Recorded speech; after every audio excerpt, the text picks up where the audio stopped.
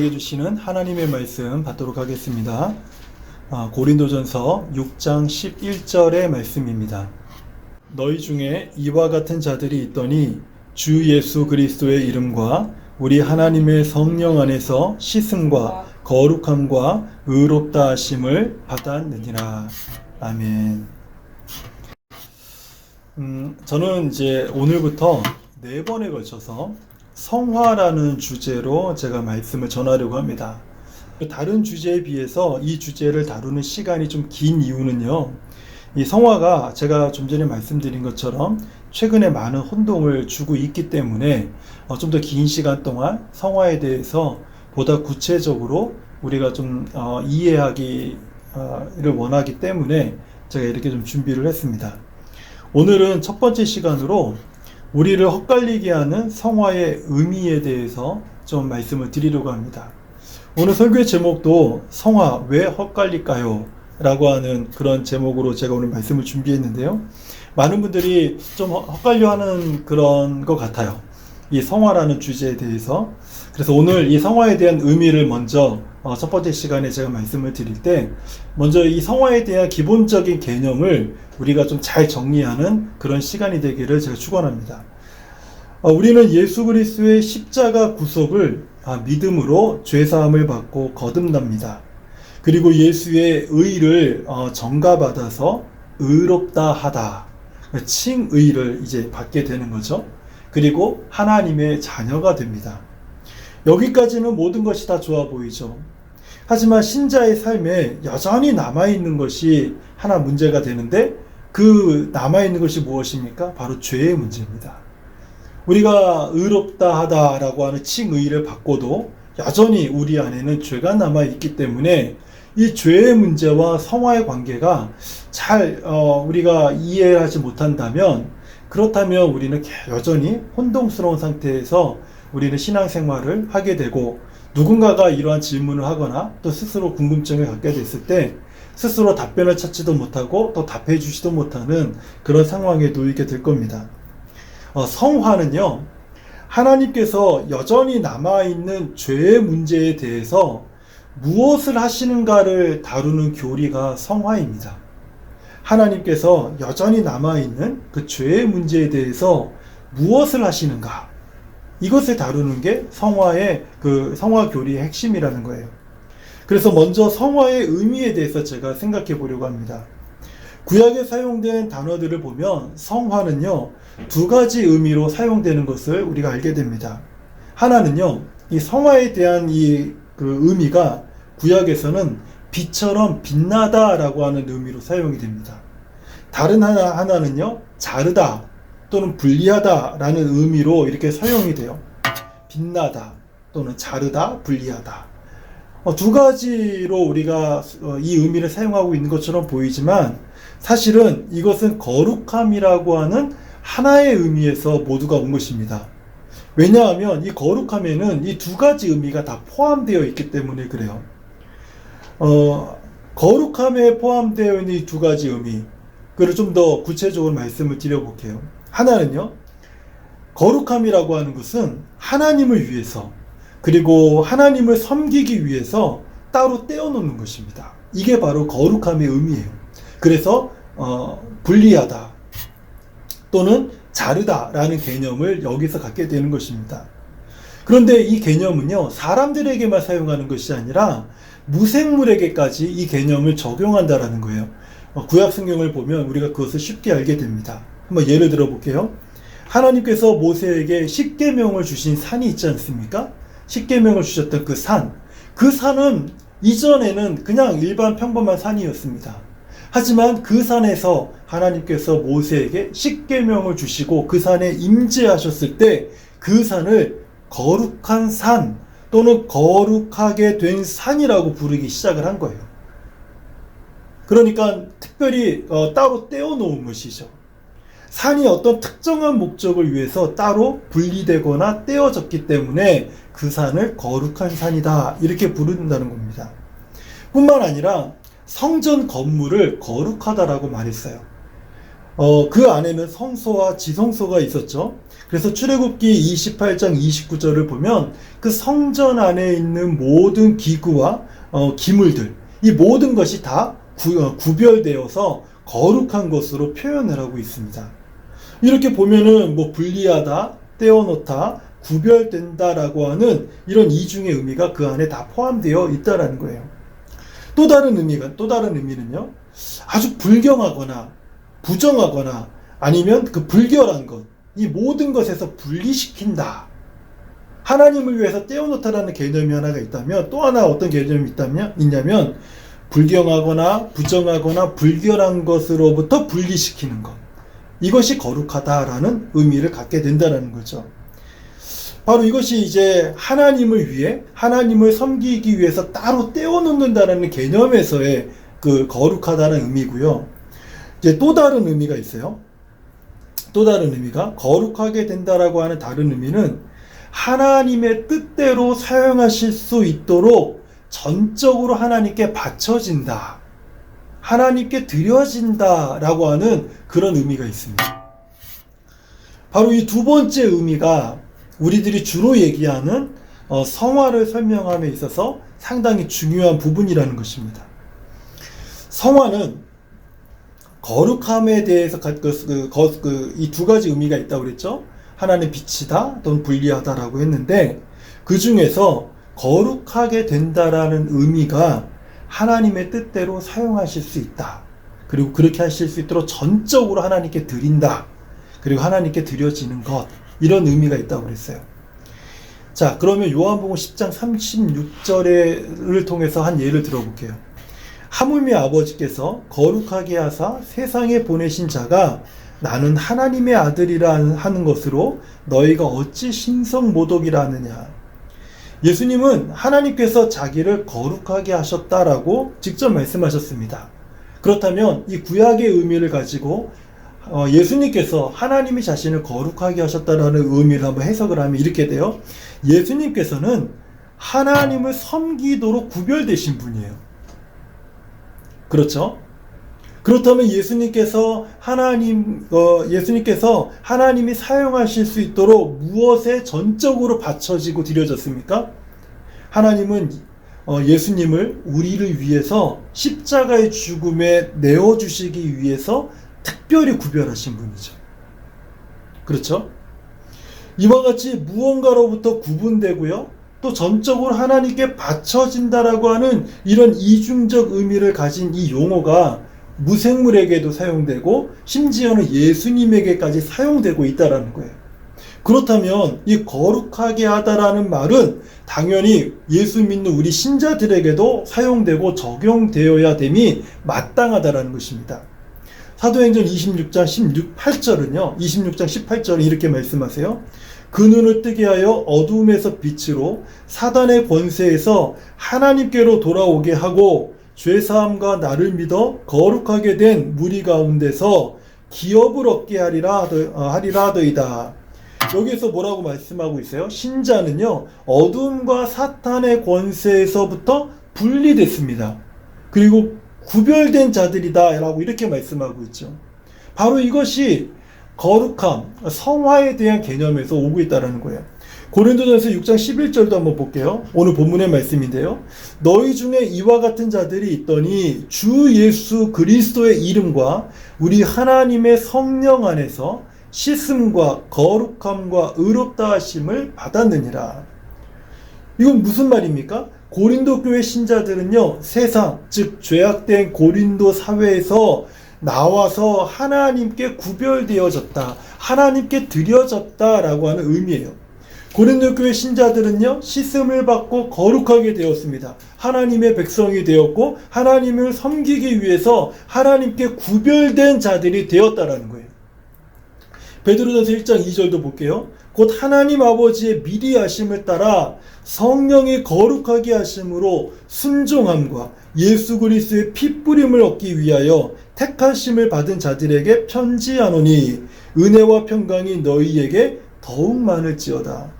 여기에서도 성령이 거룩하게 하다는 이 말씀은요, 세상으로부터 나와 구별돼서 하나님께 맡겨졌다라고 하는 그런 의미를 갖고 있는 것이죠. 마지막으로 히브리서 10장 10절 말씀을 한번 보세요.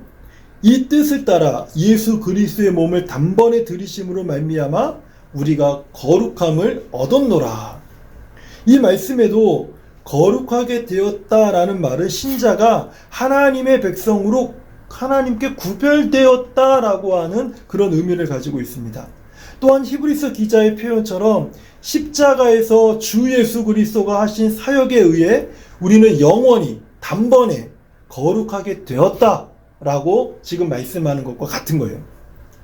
제가 앞에서 거룩함에는 두 가지 의미가 있다고 말씀드린 것을 기억하십니까?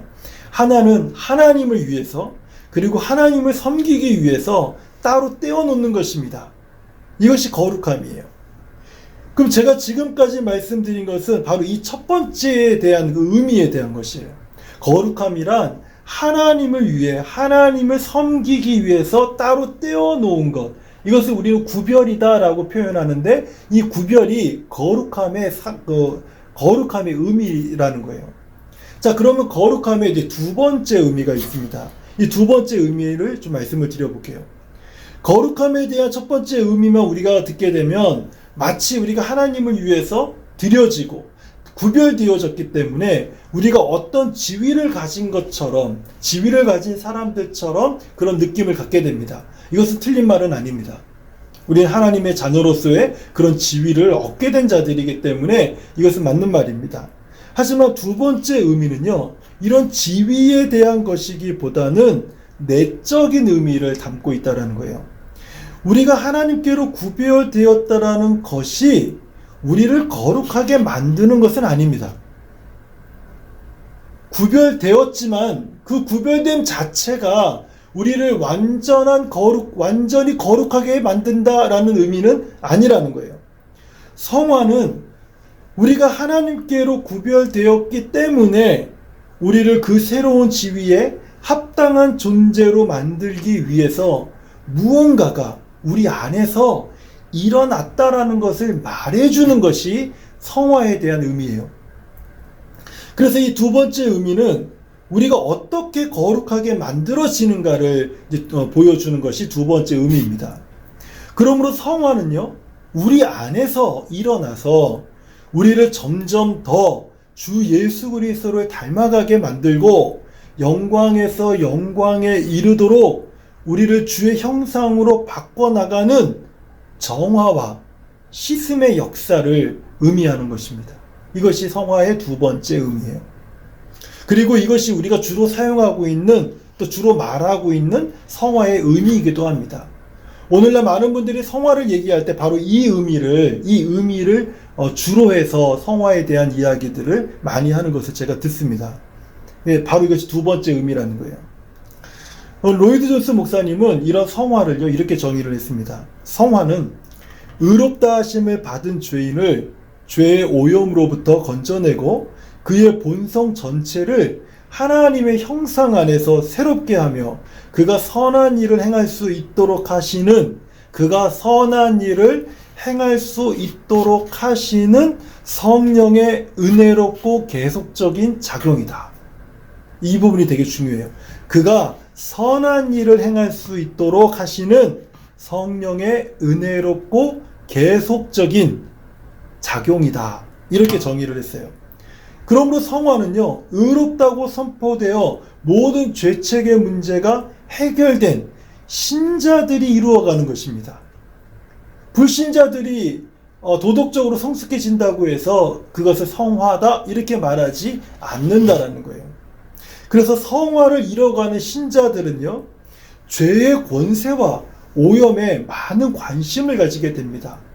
그래서 내 안에 남아있는 이 죄 때문에 이전에 느끼지 못했던 죄에 대한 깊은 탄식이 우리의 내면에서 막 터져나오는 것을 본인이 느끼게 돼요.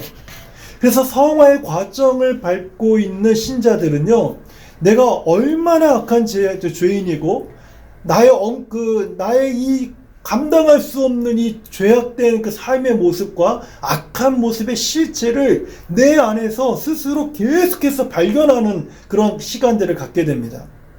그래서 성화를 이뤄가는 신자들은요, 하나님 앞에서 도저히 얼굴을 들고 일어설 수 없는 죄인임을 깨달아요.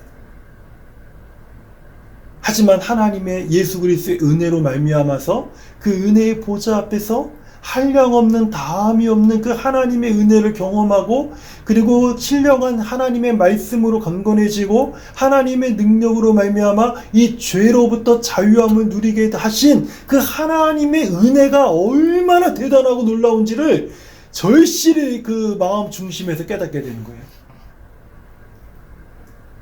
그리고 뿐만 아니라 이것에서 이제 더 나아가서 우리 본성 전체를요, 하나님의 형상 안에서 새롭게 하고, 하나님께서 우리 안에서 그의 선하신 뜻과 하나님의 일을 충분히 행하실 수 있도록 하는 그 모든 일에 나의 모든 생각과 가치관과 의지와 모든 것들을 다 집중하는 거예요. 그래서 성화를 이루어가는 신자들의 공통적인 특징이 있다면, 내가 죄인임을 알고, 그리고 이런 죄인을 구원하신 하나님의 은혜에 깊이 감격하고, 내 삶을 하나님이 쓰실 수 있도록 나를 전적으로 내어드리는, 또는 내어드리고자 하는 그 헌신과 그 다짐이 새로워지는 사람들이에요. 좀 더 쉽게 이 두 가지 의미를 한번 정의를 해볼게요. 하나님께서 사용하실 수 있도록 따로 구별되어 드려진 신자에게 성령께서요, 하나님의 선하신 뜻과 일을 충분히 하실 수 있도록 신자 안에서 은혜롭게 계속적으로 일하시는 작용, 이것이 성화라는 거예요. 이 모든 것, 제가 앞에 말씀드린 그 죄를 더 깊이 깨닫게 하고, 그리고 더 나아가 하나님의 은혜를 깊이 느끼게 하고, 그리고 자신을 하나님께 내어드려서 하나님께서 선하시고 그리고 하나님의 뜻하신 바 모든 것들을 내 안에서 이루시기를 간절히 바라고 기뻐하도록 하는 그런 마음을 갖게 하는 게 바로 성령께서 은혜롭게 계속적으로 내 안에서 일하시는 작용이라는 거예요. 하지만 많은 분이 이 칭의와 성화의 개념을요, 부분적으로만 이해하고 그것을 부분적으로만 사용하다 보니까 칭의와 성화에 대한 개념의 차이를 바로 알지 못하고 혼동하는 경우가 많습니다. 그래서 제가 잠시 칭의와 성화의 차이를 잠깐 짚고 계속 말씀을 전하려고 해요. 칭의에서는요, 예수 그리스도의 의가 우리에게 전가됩니다. 제가 지난 시간에 여러 번 말씀드렸듯이 하나님은 경건치 않은 자를 의롭다라고 하셔요. 하지만 하나님은요, 경건치 않은 자를 의롭다 하시기 위해서 그들이 완전히 거룩해질 때까지 기다리지 않으세요. 그래서 하나님은 죄 가운데 있는 그 사람들을 보시고 그리스도의 의로움을 그들에게 적용시키는 겁니다. 그리고 나서 그들을 그리스도의 의를 바라보면서 그들에게 의롭다라고 하시는 거예요. 의롭다라고 선언하시는 거예요. 이것을 의의 정가다, 이렇게 제가 말씀을 드렸어요. 정가라고 하는 것, 임프테이션이라고 하는 이 단어는요, 허물이나 책임 따위를 남에게 넘겨 씌울 때 사용되는 말입니다. 그래서 역으로 하면 예수 그리스도의 완전한 의로움을 우리들에게 덮어 씌우는 거예요. 바로 이것이 임프테이션, 정가입니다. 하나님은 예수의 의를 우리에게 정가시켜서 우리를 의롭다고 선언하시는 것, 이것이 칭의예요. 이것이 칭의입니다. 그러면 성화에서는요, 정가된 의에 대해서, 예수 그리스도의 의가 우리에게 정가된 것에 대해서 말하는 것이 아니라 우리에게 분여된 의로움에 대해서 논하는 것이 바로 성화예요. 칭의가 그리스도의 의로움이 나의 것으로 간주된 것에 대해서 말하는 것이라면, 성화는 나의 것으로 간주된 의가 아니라 내 안에서, 우리 안에서 창조되고 내 안에서 만들어지는 그 의에 대해서 말하는 것이 바로 성화입니다. 성화는 사실상 우리가 예수를 믿어 거듭나고 칭의된 이후에 하나님이 죄의 문제를 다루는 방식이라는 사실을 잊어서는 안 돼요. 하지만 안타깝게도 우리가 성화를 말할 때 이렇게 말하는 분들이 상당히 많습니다. 예수 믿은 후의 변화. 성화는요, 예수 믿은 후의 변화라는 말을 더 많이 자주 사용하기 때문에 우리들에게 분여된 의, 정가된 의라고 하는 그런 개념들이 어느새 오래전부터 우리 삶 속에서 사라져 버렸습니다. 하지만 정가된 의와 분여된 의라고 하는 이 개념이 상당히 중요한 개념이에요. 근데 그 개념이 없어지니까 우리는 성화는 예수 믿으면 변화되는 것이라고 그렇게만 그 부분적으로 알고 그것을 말하는 거예요. 그러다 보니 여기에는 상당히 중요한 한 가지 문제가 발생을 하게 돼요. 성화를 단순히 변화 또는 성숙이라는 말로만 표현하다 보니까 우리의 도덕적인 상태와 어떤 상황에서 그 거룩함이 확인되지 않을 때 그 사람의 구원은 잘못된 것이다 라고 서로가 판단하는 이런 잘못된 시도가 많아졌다는 거예요. 이런 생각이 아주 위험한 이유가 무엇인가 하면 불신자 중에도요, 대단히 도덕적이고 사회에 공헌이 크고 훌륭한 성품을 지닌 사람들이 아주 많습니다. 예수 믿는다고 해서 그 모든 사람들보다 더 인품이 뛰어나고 도덕적이고 사회 공헌 기여도가 크고 남들이 볼 때 대단한 사람으로 보여진다? 꼭 그렇지 않을 수 있다는 거예요. 하지만 성경은요, 불신자 중에서 아무리 도덕적이고 사회 공헌이 크고 그리고 그의 인품이 훌륭하고 사람들에게 많은 존경을 받는다 할지라도 성경은 그런 사람들의 성숙하고 도덕적인 모습을 바라보면서 성화되었다라고 말하지 않아요. 그 사람들이 잘못됐다는 뜻이 아닙니다. 단지 성경은 그 사람들을 바라보면서 성화되었다라고 말하지 않는다라는 거예요. 이게 중요한 겁니다. 성화되었다라는 말은 그런 것에서 주어지는 말이 아니고 하나님과 우리의 관계, 하나님 앞에서 우리의 지위라는 개념이 포함되지 않고는 사용될 수 없는 말이에요. 즉 도덕성이나 어떤 순결함 그 자체가 성화가 아니라는 것입니다. 근데 많은 사람들이 예수 믿고 변화되지 않으면 당신은 예수를 잘못 믿는 거라고, 당신은 예수를 믿지 않는 거라고, 당신의 구원은 안 받은 것일 수도 있다고, 이렇게 그냥 단정 짓는 그런 경우들을 우리가 쉽게 발견하게 되는 이유가 어디에 있습니까? 사람들의 도덕성과 순결성과 성숙한 윤리의식이 성화라고 생각을 하는 거예요. 하지만 그 자체가 성화는 아닙니다. 성화는 모든 것이 하나님과 관련되어 있어야 돼요. 성화는 그렇지 못했던 사람이 우리 안에서 성령께서 끊임없이 우리 안에서 어떤 선하고 성령께서 하나님의 그 거룩함을 닮아가도록 끊임없이 우리 안에서 어떤 작용하심으로 인해서 계속적으로 작용하심으로 인해서 우리 안에 드러나는 하나님의 거룩함이에요. 그렇기 때문에 단순한 도덕성과 그냥 순결함 그 자체가 성화가 될 수 없다는 뜻입니다. 그래서 이런 부분을 주의하셔야 돼요. 그 세상이 말하는 최고로 도덕적인 사람과 성화된 그리스도인 간에는요, 본질적인 차이가 있는 거예요. 우리가 주의하셔야 될 게, 여기서 우리가 이제 주의해야 될 게 무엇입니까? 함부로 다른 사람의 구원됨을 판단해서는 안 됩니다. 함부로 다른 사람의 어떤 그 잘못된 모습이나 부족한 모습을 보면서 정죄해서는 안 돼요. 판단해서도 안 되고 정죄해서도 안 된다는 거예요. 제가 아까 앞에서 성화가 어떤 것이라고 그랬습니까? 성화의 과정을 가지고 있는 신자들은요, 자신이 어떤 죄인임을 깊이 깨닫는 그 시간이 있어요. 그것과 더불어서 내가 이런 죄인이, 이런 억만 죄인이 하나님의 은혜로 구원받음에 큰 감사를 느끼는 거예요. 그리고 그 감사함을 따라서 하나님께 내 자신을 전적으로 내어드리고 하나님께서 내 인생을 나의 모든 것을 사용하시도록 하나님 앞에 내어드리는데 모든 것에 관심을 거기에 다 두는 겁니다. 이런 사람이 내가 과거에 내가 어떤 사람이었는지 그렇게 그 진지하게 깨달은 사람이 어떻게 다른 사람을 함부로 판단하고 정죄할 수가 있겠습니까? 그럴 수 없는 거예요.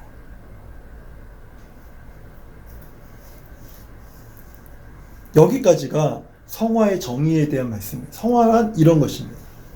그럼 이제 마지막으로 우리를 죄의 오염으로부터 정화시켜 순결하게 되도록 하고 점점 더 예수 그리스도의 형상을 닮아가도록 하는 그 과정은 어떻게 일어날까요?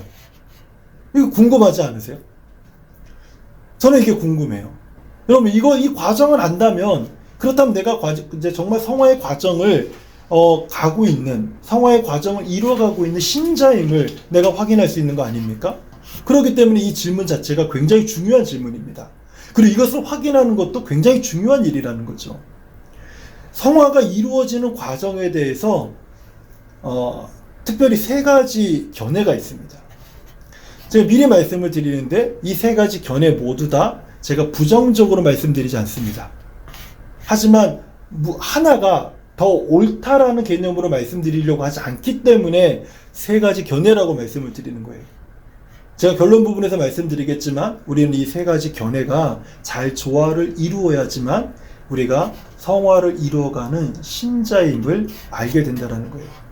자, 먼저 첫 번째 견해, 신자는요 성화를 통해서 완전함에 이룰 수 있다라고 하는 거예요. 이것이 첫 번째 견해입니다. 성화를 통해서 완전함에 이룰 수 있다. 찰스 피니가 아주 대표적인 사람인데요.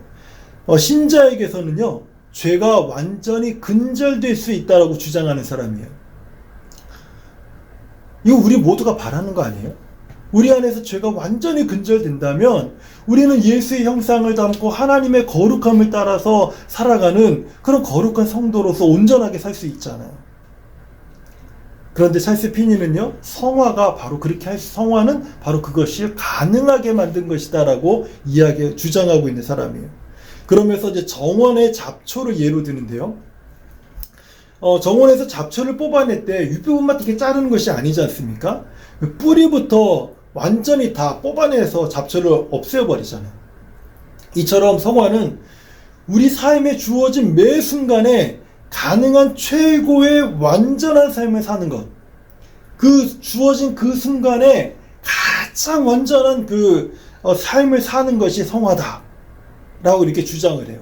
그래서 이전보다는 더 완전하고 또 오늘보다는 내일 더 완전한 그런 어떤 모습을 강조하고 있습니다. 존 웨슬리는요 이런 완전함에 대해서 조금 다르게 이제 주장을 하는데요. 완전함이란 순간순간의 상태다라고 말을 해요. 그러니까 어떤 순간에 내가 정말 거룩함을 드러낼 때도 있지만 순간적으로 잠시 동안 정말 하나님의 말씀과 성령의 감동이 되어서 완전한 그 거룩함을 드러낼 수 있지만 그 후에 다시 죄를 지을 수 있다는 거예요. 하지만 그 죄를 지은 이후에라도 또 다시 다음 어떤 순간에는 또 완전한 하나님의 그 성령의 감동을 받아서 거룩함을 드러낼 수 있다라고 이렇게 얘기를 하는 것이죠. 그래서 순간순간 모든 홀 라이프는 아니지만 순간순간적 부분적으로 우리는 완전한 거룩함에 이룰 수 있다라고 이야기하는 것이 존 웨슬리가 얘기하는 말이에요. 여기에서 이제 그 순간순간 거룩해졌다가 다시 죄를 지을 수 있다라고 얘기했을 때 존 웨슬리는요 그 죄는 알려진 죄만을 해당된다라고 얘기를 해요. 알려진 죄. 이게 무슨 말이냐면 모르고 죄를 짓고 있다면 그것은 상관없다는 뜻입니다. 하지만 죄는 어느 순간 그 죄가 내 삶에서 그것이 죄라는 것을 전에는 몰랐지만 이제 깨닫는 순간이 온다라는 거예요. 그러면 그 순간 그 죄를 이제는 버려야 된다는 거예요. 이렇게 성화를 완전하게 보는 사람들, 이런 사람들의 특징은요, 성화를 한순간에 받아야 되고, 그리고 받을 수 있는 무엇이다 라고 이렇게 생각을 하는 거예요. 마치 칭의처럼 하나님께서 의롭다 하다 라고 이렇게 선언하시는 것처럼 성화도 그렇게 한순간에 우리가 받을 수 있다 이렇게 생각을 하는 거죠. 이것이 첫 번째 견해입니다. 두 번째 견해로는 신자는 소위 반작용의 원리에 의해서 성화되어진다 이렇게 주장하는 거예요. 에번 홉킨스라는 사람이 대표적인 사람입니다. 홉킨스는요 신자의 죄가 근절된다라고 믿지는 않아요. 오히려 죄가 근절된다고 가르치는 것을요 위험하다 이렇게 말하는 사람이에요. 그러면 죄로 인해 평생 실패와 정죄 속에서 허우적거리면서 살아야 되는가? 그건 아니라는 거예요. 그래서 홉킨스는 자신의 그 주장을 로마서 8장 2절에 근거로 두고 있는데요. 이는 그리스도 예수 안에 있는 생명의 성령의 법이 죄와 사망의 법에서 너를 해방하였음이라. 그 죄는 신자 안에 남아있죠. 하지만 그 신자가 예수를 바라보고 그리스도 안에 거하고 믿음으로 주님을 의지하면 그리스도가 그를 죄를 짓지 않도록 지켜준다라는 거예요. 그러면서 두 가지 예화를 듭니다. 하나는 부직갱이 예화예요. 차갑고 검고 단단한 부직갱이가 있어요.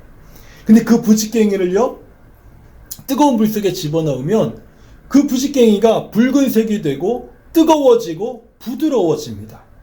하지만 부직갱이를 다시 불에서 꺼내면 그것은 다시 차갑고 검고 단단하게 되죠. 이처럼 신자가 그리스도 안에 거하면 성령의 능력으로 죄를 이기고 변화되어지지만 그리스도 안에 거하지 않으면 이전과 똑같은 상태로 되돌아간다라고 이야기하는 거예요. 또 다른 예화는 구명대 예화입니다. 수영을 못하는 사람이 물에 빠져서 허우적거리고 있습니다. 하지만 그 사람에게 구명대에 공기를 넣어서 그 사람을 이제 둘러주는 거예요. 그러면 반작용의 법칙에 의해서 사람이 물에 가라앉지 않고 이게 떠오르게 되는 것이죠. 하지만 그 사람이 구명대를 빠져나오면 다시 옛법칙이 작용해서 물에 가라앉게 되는 거예요. 사람이 구명대를 의지하듯이 성도가 해야 할 일은요, 죄를 고백하고 예수를 바라보고 그리스도 안에 거하고 주를 신뢰하며 의지할 때 주님은 승리를 주신다라는 거예요. 그러니까 다시 말해서 성화는 우리가 그리스도 안에 거하고 주를 의지하는 것이라고 주장하는 것입니다. 이게 두 번째 견해예요. 이 세 번째 견해는요, 신자의 성화는 거듭나는 순간, 거듭나는 바로 그 순간에 시작을 해서 우리 삶 전체 동안 점진적으로 계속되면서 죽음 이후에 완전해지는 과정이다. 이렇게 설명을 합니다. 이 견해가 앞에 두 견해와 구별되는 큰 차이점이 있다면 성화를요, 칭의 이후에 받을 수 있는 것이다 이렇게 말하지 않는다라는 거예요. 우리는 거듭난 순간부터 성화가 시작된다라는 겁니다. 이 성화는 계속 진행되어서 우리의 몸이 궁극적으로 영화롭게 되고 부패로부터 건짐을 받을 때 이르러서야 완전하게 된다. 그래서 이것을 많은 우리 장로교 신학에서는요, 이 단계 완전하게 된다를 우리는 영화다 이렇게 표현하기도 해요. 로마서 8장 23절이 이런 주장의 근거가 됩니다. 그뿐 아니라 또한 우리 곧 성령의 처음 익은 열매를 받은 우리까지도 속으로 탄식하여 양자될 것, 곧 우리 몸속의 속량을 기다리느니라. 우리의 몸이 최종적으로 구속될 때에 우리의 성화는 완전하게 될 것이다. 이렇게 주장을 하는 것입니다. 지금까지 저는 신자가 성화되어져 가는 과정, 세 가지 견해를 말씀을 드렸습니다. 이 세 가지 견해를 들으시면서 어떤 부분에서는 첫 번째 견해, 맞다, 나도 저런 생각을 하고 있었어. 어떤 분은 또 두 번째 견해에서, 맞아, 나도 저렇게 비슷하게 생각하고 있었어. 어떤 분은, 그래, 우리가 세 번째 견해, 많이 오랫동안 들어왔던 견해였어. 이렇게 생각하실 수 있을 것 같아요. 이 세 과정을 언급한 사람들은요, 모두가 다 신실한 신자였고, 목회자였고, 신학자들이었습니다. 우리가 본받을 만한 믿음의 삶을 살았던 분들이었어요. 그렇기 때문에 저는 이 세 가지 견해가 잘 조화를 이룰 때 우리가 성화되어지는 과정을 바르게 이해할 수 있다라고 생각이 들어요. 부분적으로는 약간의 의견의 차이가 있을 수 있습니다. 하지만 전체적으로 볼 때 이 세 가지 견해는 우리가 성화되어져 가는 그 과정을 우리들에게 잘 설명해 주는 것이라고 생각이 들어요. 이제 제가 앞서 말씀드렸던 성화의 의미를 좀 되새기면서 첫 번째 성화에 관한 그 말씀을 제가 맺으려고 합니다. 죄사함을 받아 거듭나고 칭의된 신자는 성화되어야 합니다. 오늘부터 우리가 이제 4번에 걸쳐서 이 성화에 대한 주제로 말씀을 듣게 될 것인데, 제 개인적인 바람은요, 우리 성도님들 안에 저부터도 성화되어야 한다. 성화되자. 이런 간절한 바람이 어떤 그 성화에 대한 그 간절한 바람이 우리 안에서 좀 새롭게 회복되는 그런 시간이 되길 바라요. 성화, 그것이 무엇이라고 그랬습니까? 하나님께서 사용하시도록 성전의 기물처럼 자신을 하나님께 드리는 것입니다. 하나님의 뜻과 하나님의 일을 위해서 하나님이 나를 편하게 사용하실 수 있도록 하나님께 드려진 구별된 삶을 살아야 된다는 거예요. 또한 모세가 산에 올라가서 하나님께 있은 후에 그의 얼굴에 광채가 나지 않았습니까? 그의 얼굴에 빛이 났던 것처럼 우리가 거룩함을 이 세상에 비춰야 된다는 거예요. 우리가 성화되지 않고는 이 땅에서 그 하나님의 거룩함을 비칠 수 있는 사람이 될 수 없다는 것입니다. 우리는 전통적으로 성화는 죽을 때까지 거룩해져가는 과정이라고 배웠습니다. 하지만 성화를요, 완전함이라고 주장했던 이 분들처럼 순간순간 우리는 완전함을 바라면서 거룩함을 좀 추구해야 돼요.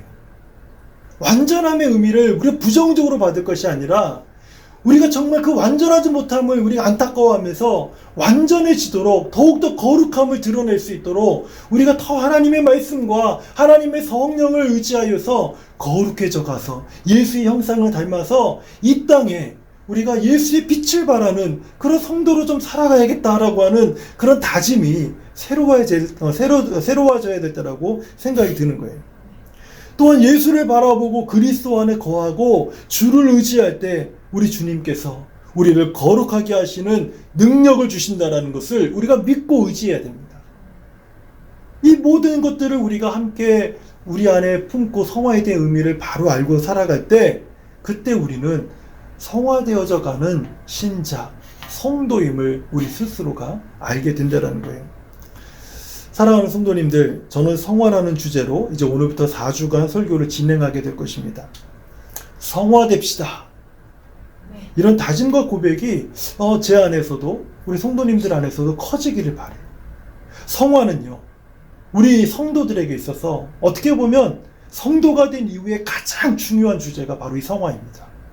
오늘날 교회와 성도들이 세상에 손가락질을 받는 이유는 바로 이 개념이 바로 서 있지 않고 이 성화된 삶을 이 세상에 비추고 있지 못하기 때문에 우리가 이런 어떤 조롱을 받고 있는 거예요.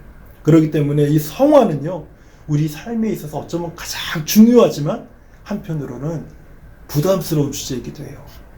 왜냐하면 그렇게 살아서는 안 됩니다라고 하는 그런 어떤 권면이요 또는 책망이기도 하기 때문에 그렇습니다. 그래서 이 성화라는 주제로 제가 이제 4주 동안 설교를 한 이후부터 제가 찬송가 463장을 설교 후에 이제 오늘까지 해서 4번을 계속 부를 겁니다.